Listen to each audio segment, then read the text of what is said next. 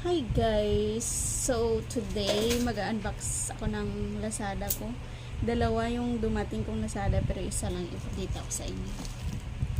Charan! Ito na siya guys. Ang laki, diba? Ano kayong laman? Ito. So buksan na natin kung anong laman ng order ko. Ano siya guys?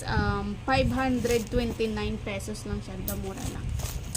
529 pesos. Ano kayang laman? Naka-box pa.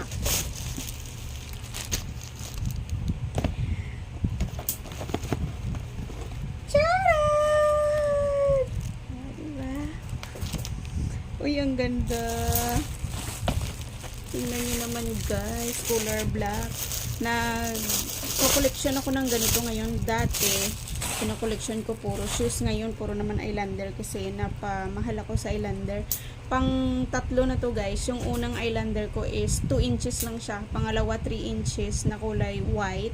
Yung una black tapos white yung heels niya. Pero 2 inches lang yun. White ang heels niya tapos black sa taas. Yung una kong collection. Pangalawa 3 inches tapos white din yung heels niya tapos black din sa taas. So ngayon gusto ko si Chanel naman 3 inches siya. Maganda, matibay siya. Gusto ko to. I love it!